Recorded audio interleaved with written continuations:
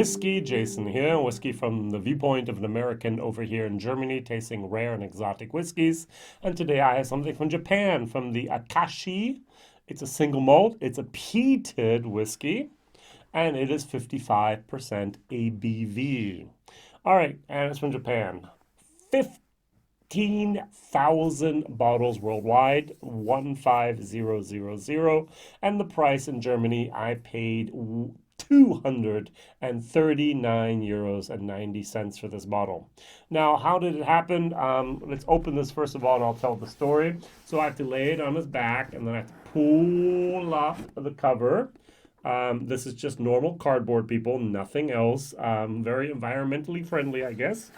But if I take a look at the inside here, you will see that this was actually damaged. So this is not the way things should be delivered, especially not for a 239 or 240 euro bottle here. So you take out the bottle, it's a little bit of brown glass. It has a little bit of a feeling here of Yamazaki 12 or Yamazaki 18. But if you pull out this little inlet, it's just two pieces of cardboard taped together on the back. There's a little bit of tape holding these things together. I don't know. This is not really what I want. I'm buying high quality. I thought I was buying high quality Japanese products, and they tape things together. All right, so complaining about the packaging. Yes, it is environmentally friendly. I think that's good. On the back, you'll see that it was imported by La Maison de Whisky and Paris. They do import a lot of the Japanese whiskeys over here to Europe. So I just opened the bottle. I just did my German tasting video about this or on this. The cork is a very tight fit. I haven't seen a red cork like that for a while, to be very honest. So let's get my face out of here. Yep, see, look at that. That's very reddish. It's more of a pressed compound cork. I guess that's okay. Now, I was expecting the whiskey maybe to be a little reddish, but it's not. It is a combination of bourbon casks, sherry casks, and Mizunara casks. Mizunara is Japanese oak. Takes about between 80 and 200 years for the trees to grow. A normal oak tree in Europe grows between 120 and 180 years before they can actually cut it down and use it for barrels. So that's not the big thing. But the problem is the wood is very twisty and it's very porous as well. So if you do make a good cask, not many cooperages over there in Japan actually making any type of Mizunara casks, they will leak, unfortunately. And the biggest competitor for the wood is outdoor Japanese garden furniture. They love making things as Mizunara, and that's where a lot of the wood lands up. So this is whiskey base number 167008. Let's tell the story. Let's give this whiskey a little bit of time in the glass. We have a man named Kaiichi Toita. I'm sorry if I mispronounced your name. He is the CEO of Kenton Co. Limited, and he had some money left over. He loves whiskey, so what do? Hey, let's build a distillery. So he went over the 4 sites. He bought 2 stills that are very typical of the stills in Islay, very onion-shaped, one 5,000, one 3,000 liters. And he actually then had a property middle in a marshland. The river goes around it like a little half a loop, and so he put his distillery there. Now, I don't know who did the website, but there's a Japanese and there's an English translation. I, of course, read the English, and it says there that they use the Columbus construction method. Now, I have taught architects, I have taught civil engineers, I know a lot of vocabulary about building and so on. I was like, I've never heard of the Columbus construction method. Googled it, and the only people on all of the internet that use it is these guys. So I'm going to say there's a mistake in your translation there. Maybe you might want to check that. Now, what they did is they explained that they actually had to take out, they had to excavate some of that peat because they're actually in a peat bog or marshland. And they actually, it goes down, I think it was like 35 feet, 50 feet. So let's do 15 times 3. So yeah, 45. 45 feet. And so they took out maybe about 10 feet or a little bit more, and they put styrofoam down below it. And on top of that styrofoam, that was enough stability. I don't know if it's an earthquake area or not, but enough stability that they could actually build on it. Otherwise, in a swampy type of marsh type of peat bog type of area, everything will sink down and so on. But if you have enough surface, like a snowshoe, you won't sink down into that into the ground. So they are surrounded by a nice little river. It's the Obora River. It goes a little, as it takes a loop around the distillery, and they're in the north part of Japan. Now, if this is the mainland of Japan, we have Fukushima, sorry, you have Tokyo, and then you have a new island. That new island to the north is Hokkaido, and then another island would be Russia. So Hokkaido in the north of Japan is where this distillery is located. And the name of that place is called Akkeshi. Akkeshi. Akkeshi. I think I pronounced it right. If not, please correct me. So the price, as I mentioned, is 240 euros, and I think this is just astronomically too much. No, no, no. Now, I have super fans. Super fans are people who are the Patreons of me. They support me with €1 or so a month. So I have 100 plus of my super fans. And so every once in a while, almost every week, almost every day, I get a nice bottle suggestion. And one of my super fans said, "Hey, Jason, look at this new Japanese whiskey. It's peated. Would you like to share it with us?" And I was like, no.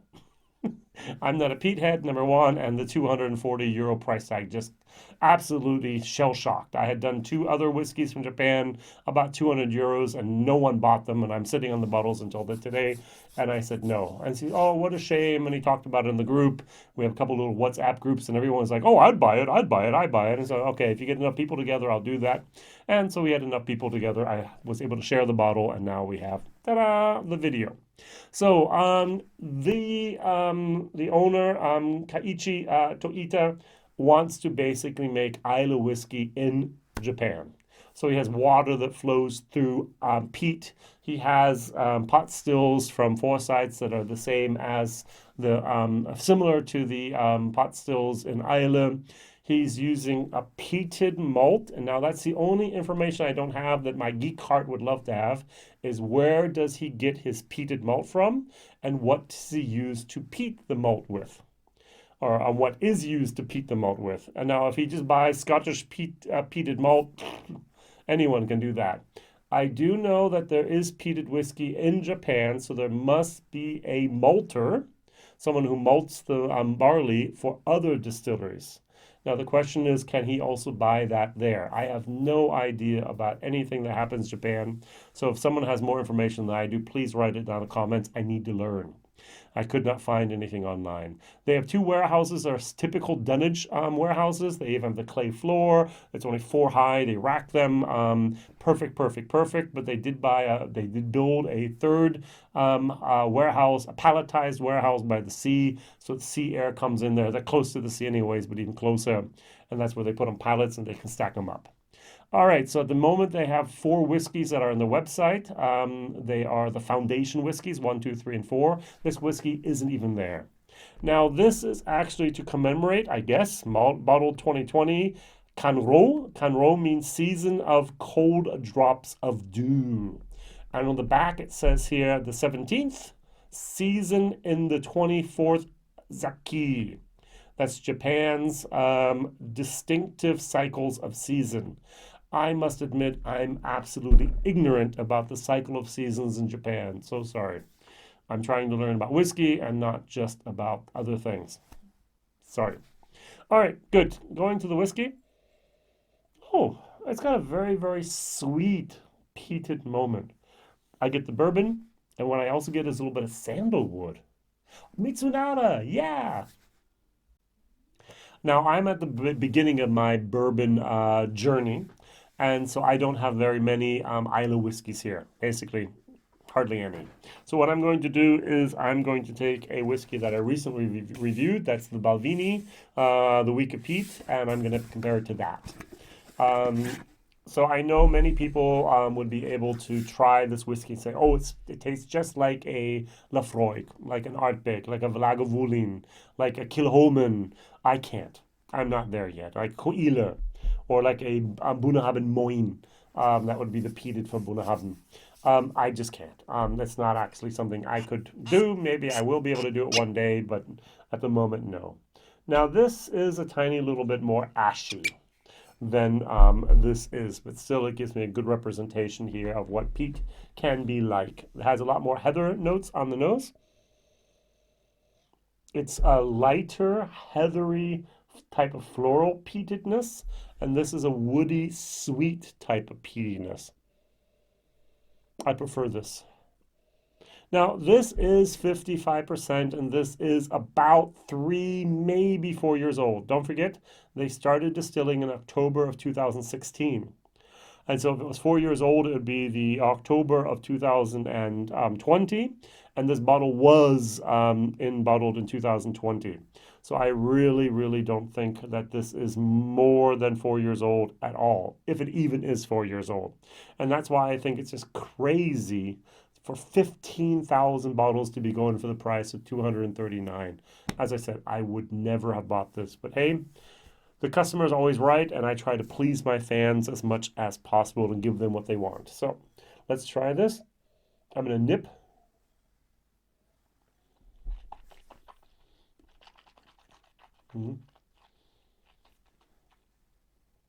This is very hot. Now, I'm a little bit of a wuss when it comes to heat in whiskey, but it's got some amps in here. So what I'm going to do is I'm going to dilute it down. First of all, I'm going to dilute it down to about 48%. And then I'm going to dilute it a second time down to about 40%. That's where I liked it.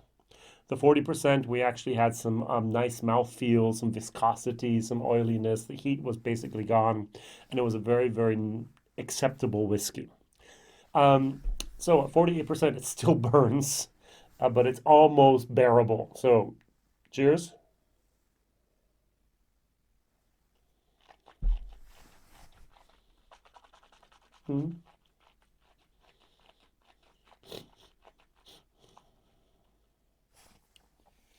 There's a sweetness to this whiskey which I like. There's a lot more sweetness to it than many other people might like. It's a corn syrup sweetness. It's not maple syrup. It's not molasses. It's corn syrup. It's just pure sweetness. It's barley sweetness. It's good. Well done. They actually bought, I think it was 2013 is when the first time they did that. It might have been 15. They actually bought and barreled whiskey from 2 other distilleries, put it in the region, and saw how it actually matured over time to see how the climate affects the whiskey, if they're going to get that typical Akkeshi moment. And they apparently did. And so they went ahead with the planning permission, the building, and then the distillery, with the typical Japanese thoroughness that one could expect. Good. A tiny little bit more of water in here. As I said, I'm going to take it down to 40%, which is basically, for me, my sweet spot with this whiskey.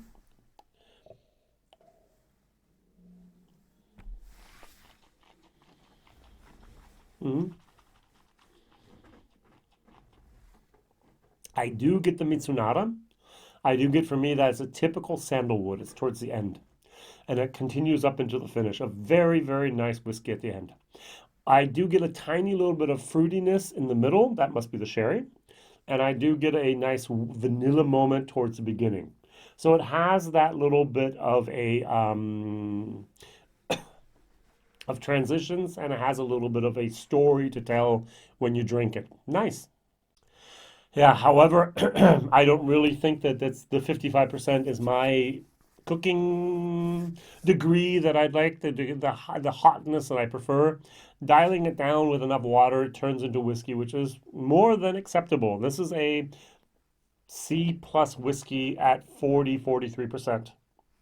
Now, without water, it's a D minus. It's a D plus. All right, it's just hot, hot, hot. Oh, nice finish. It's a D whiskey. Now, how do I grade something like this? Let's just average the two out. So it's about maybe in taste like a C-ish. Yeah, I'll go for a solid C here. Now, value for money. An F minus. Do not pay 240 euros for this whiskey. Go out, buy a Scottabus for 30 euros. Save the 200 euros and you're going to be very, very happy with it. For example, I don't have a bottle of Scarabus open. That's why I can't actually show it here. But I love Scarabus. Oh, it's a beautiful, beautiful whiskey, and it's just affordable, enjoyable, and great. This is exclusive, overly priced, hyper priced, and it's just not worth the money that you might want to be paying for it. Now, the Week of Pete, very briefly.